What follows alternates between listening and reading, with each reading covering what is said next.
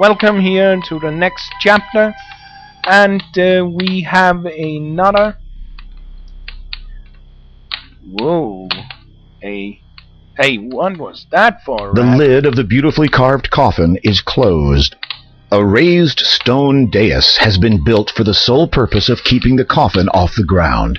Presumably, this makes it easier for the coffin's occupant to climb in and out. The thought gives you the shivers.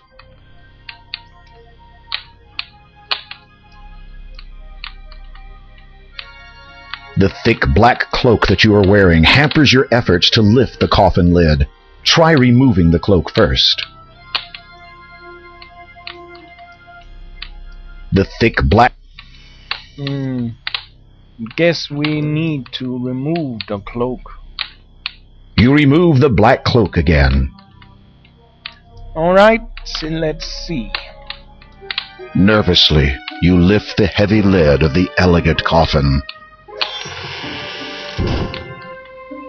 You peek into its red satin interior. The coffin is unoccupied, and you feel relief wash over you.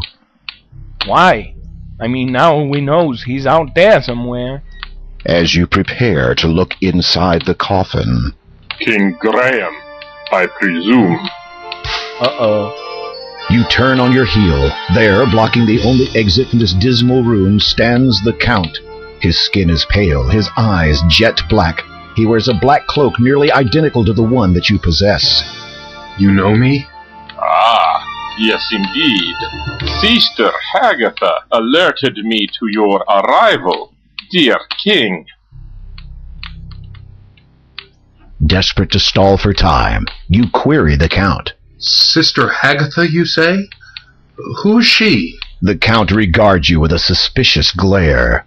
Though I suspect you already know the answer, Hagatha is a charming mage who does as she pleases in this land.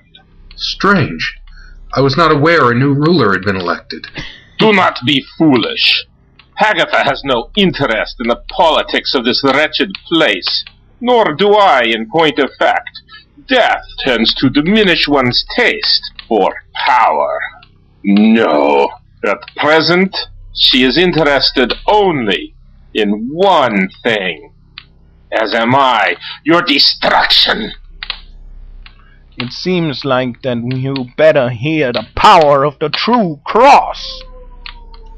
You hold up the cross in hopes that it will provide you some protection.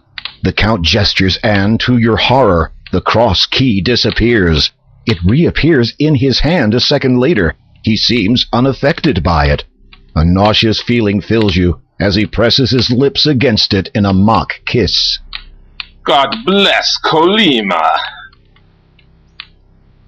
I think we will take save because I think that we are about to be very much acquainted with him and his darkness. The Count is too far away.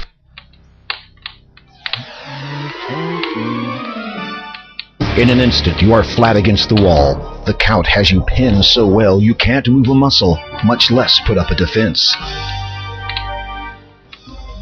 You can feel the Count's iron-cold hand on your throat. You have barely seconds before the inevitable happens. There's something I'd like to try first, so I restore and see what happens if we show him this. He would not see it too well from where you are, and you have no desire to get any closer. You remove the ruby ring. He would not see it. In an instant, you are flat against the wall. The Count has you pinned so well you can't move a muscle, much less put up a defense. You can... Well... You would never get away with that. You're having enough trouble breathing. Doesn't work properly. Well then...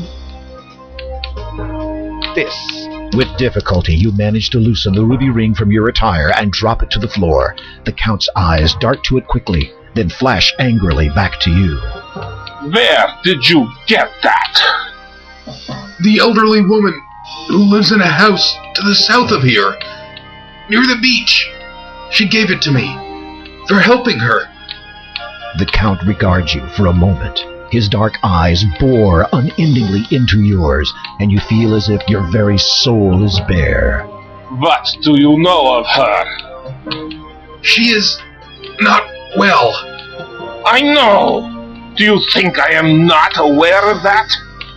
You are sweating profusely. Hopefully this vampire doesn't find the odor appetizing. Night is the most dangerous of times for my mortal family. I have kept constant vigil over my wife for many years, so that from the darkness no harm would come to her. When her time comes, we will be together forever. He plans I think to bite her tonight when the will time be is right? the night. I have seen her this very eve. I did what I could to help her, but I do not think it was enough. Oh God, no. What about Possum if she has to live alone then?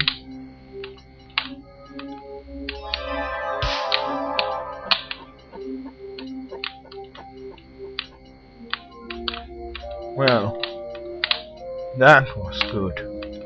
As you watch the giant bat fly out of the room, you remember that the Count confiscated your crucifix. Without it, you are trapped in this castle. Now what are you going to do? And what we are going to do, we will find out in the next chapter.